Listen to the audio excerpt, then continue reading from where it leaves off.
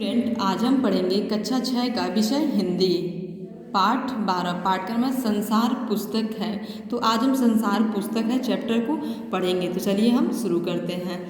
जब तुम मेरे साथ रहती हो तो अक्सर मुझसे बहुत सी बातें पूछा करती हो और मैं उनका जवाब देने की कोशिश करता हूँ, लेकिन अब जब तुम मसूरी में हो और मैं इलाहाबाद में, हम दोनों उस तरह बातचीत नहीं कर सकते।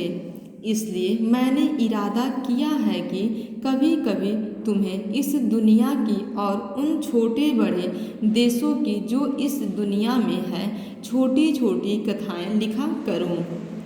तुमने हिंदुस्तान और इंग्लैंड का कुछ हाल इतिहास में पढ़ा है, लेकिन इंग्लैंड केवल एक छोटा सा टापू है और हिंदुस्तान जो एक बहुत बड़ा देश है फिर भी दुनिया का एक छोटा सा हिस्सा है। अगर तुम्हें इस दुनिया का कुछ हाल जानने का शौक है तो तुम्हें सब देशों का और उन सब जातियों का जो इसमें बसी हुई है ध्यान रखना पड़ेगा, केवल उस एक छोटे से देश का नहीं जिसमें तुम पैदा हुई हो। मुझे मालूम है कि इन छोटे छोटे खतों में बहुत सी बातें ही बतला सकता हूँ, लेकिन मुझे आशा है कि इन थोड़ी सी बातों को भी तुम शौक से पढ़ोगी और समझोगी कि दुनिया एक है और दूसरे लोग जो इसमें आबाद है हमारे भाई बहन हैं। जब तुम बड़ी हो जाओगी तो तुम दुनिया और उसके आदमियों का हाल मोटी मोटी किताबों में पढ़ोगी। उसमें तुम्हें जितना आनंद मिलेगा उतना किसी कहानी या उपन्यास में भी न मिला होगा। यह तो तुम जानती ही हो कि यह धरती लाखों करोड़ों वर्ष पुरानी है और बहुत दिन तक इसमें कोई आदमी न था। आदमियों से पहले सिर्फ जानवर थे और जानवरों से पहले एक ऐसा समय था जब इस धरती पर कोई जानदार चीज़ न थी। आज जब यह दुनिया हर तरह के जानवरों और आदमियों से भरी हुई है, उस जमाने का ख्याल करना भी मुश्किल है जब यहाँ कुछ न था। लेकिन विज्ञान जानने वालों और विद्वानों ने जिन्होंने इस विषय को खूब सोचा और पढ़ा है, लिखा है कि एक समय ऐसा था जब यह धरती बेहद गर्म थी और इस पर कोई जानदार चीज़ नहीं रह सकती थी। और अगर हम उनकी किताबें पढ़े और पहाड़ों और जानवरों की पुरानी हड्डियों को गौर से देखें तो हमें खुद मालूम होगा कि ऐसा समय ज़रूर रहा होगा। तुम इतिहास की किताबों में ही पढ़ सकती हो, लेकिन पुराने ज़माने में तो आदमी पैदा ही ना हुआ था। किताबें कौन लिखता? तब हमें उस जमाने की बातें कैसे मालूम हो? यह तो नहीं हो सकता कि हम बैठे बैठे हर एक बात सोच निकालें। यह बड़े मज़े की बात होती, क्योंकि हम जो चीज़ चाहते सोच लेते और सुंदर परियों की कहानियाँ गढ़ लेते। लेकिन जो कहानी किसी बात को देखे बिना ही गढ़ ली जाए वह ठीक कैसे हो सकती है? लेकिन खुशी की बात है कि उस पुराने ज़माने की लिखी हुई किताबें न होने पर भी कुछ ऐसी चीज़ें हैं जिनसे हमें उतनी ही बातें मालूम होती हैं जितनी किसी किताब में होती। ये पहाड़, समुद्र, सितारे, नदियाँ, जंगल, जानवरों की पुरानी हड्डियाँ और इसी तरह की और भी कितनी ही चीज़ें हैं जिनसे हमें दुनिया का पुराना हाल मालूम हो सकता है। मगर हाल जानने का असली तरीका यह नहीं है कि हम केवल दूसरों की लिखी हुई किताबें पढ़ लें, बल्कि खुद संसार रूपी पुस्तक को पढ़ें। मुझे आशा है कि पत्थरों और पहाड़ों को पढ़कर तुम थोड़े ही दिनों में उनका हाल जानना सीख जाओगी। सोचो कितनी मज़े की बात है। एक छोटा सा रोड़ा जिसे तुम सड़क पर या पहाड़ के नीचे पड़ा हुआ देखती हो, शायद संसार की पुस्तक का छोटा सा पृष्ठ हो। शायद उससे तुम्हें कोई ना बात मालूम हो जाए। शर्त यही है कि तुम्हें उसे पढ़ना आता हो।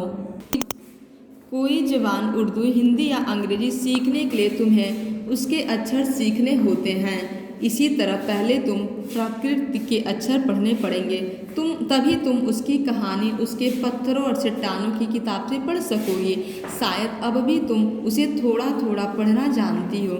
जब तुम कोई छोटा सा गोल चमकीला रोड़ा देखती हो तो क्या वह तुम्हें कुछ नहीं बतलाता? यह कैसे गोल चिकना और चमकीला हो गया और उसके खुरदुरे किनारे या कोने क्या हुए? अगर तुम किसी बड़ी चट्टान को तोड़कर टुकड़े टुकड़े कर डालो तो हर एक टुकड़ा खुरदुरा और नुकीला होगा। यह गोल चिकने रोड़े की तरह बिल्कुल नहीं होता। फिर यह रोड़ा कैसे इतना चमकीला, चिकना और गोल हो गया? अगर तुम्हारी आंखें देखे और कान सुने तो तुम उसी के मुंह से उसकी कहानी सुन सकती हो। वह तुमसे कहेगा कि एक समय जिससे शायद बहुत दिन गुजरे हो, वह भी एक चट्टान का टुकड़ा था।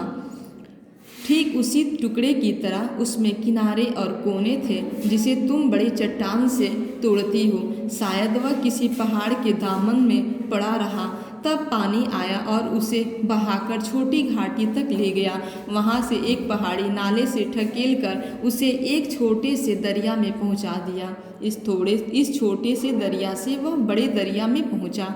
इस बीच वह दरिया के पेंदे से लुढ़कता रहा, उसके किनारे घिस गया और वह चिकना और चमकदार हो गया।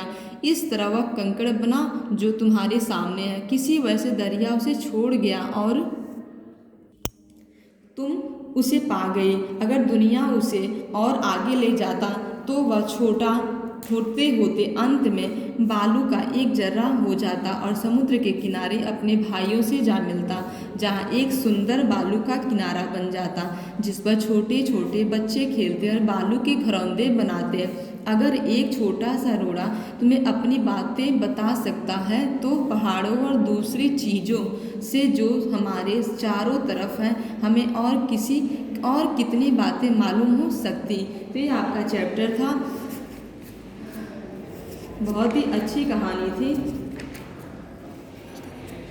संसार पुस्तक है। इस चैप्टर को पंडित जवाहरलाल नेहरू ने इसे लिखे थे। देखिए यहाँ पे लेखक के बारे में दिया गया है। चलिए इसे हम पढ़ के इसे जानते हैं इनके बारे में। जवाहरलाल नेहरू 14 नवंबर 1889, 27 मई 1964 आज़ाद भारत के प्रथम प्रधानमंत्री थे। बच्चों से उन्हें बेहद लगाव था। वे चाचा नेहरू के नाम से जाने जाते हैं। उनकी बेटी इंदिरा जब 10 वर्ष की थी, नेहरू जी ने उन्हें अनेक चिट्ठियां लिखी। इनमें बताया गया कि पृथ्वी की शुरुआत कैसे हुई और मनुष्य ने अपने आप को कैसे धीरे धीरे समझा पहचाना। ये चिट्ठियाँ बच्चों में अपने आसपास की दुनिया के बारे में सोचने, समझने और जानने की उत्सुकता पैदा करती है। नेहरू जी को अपने देश के बारे में बोलने बताने में विशेष आनंद आता था। ये सभी चिट्ठियाँ पिता के पत्र पुत्री के नाम पुस्तक में संकलित है। संसार पुस्तक है। इसी पुस्तक से सब भाग लिया गया है। खास बात यह है कि ये पत्र नेहरू जी ने अंग्रेजी में लिखे थे और इनका हिंदी में अनुवाद हिंदी के मशहूर उपन्यासकार मुंशी प्रेमचंद्र ने किया है। तो ये आपका चैप्टर संसार पुस्तक है। आप इस चैप्टर को अच्छे से पढ़ेंगे और इसे आप समझेंगे। इसके लेखक पंडित जवाहरलाल नेहरू थे, उनके बारे में बताया गया। आप इसे अच्छे से पढ़ के और समझेंगे। आज आपका क्लास यही ओवर हो रहा है। Thank you.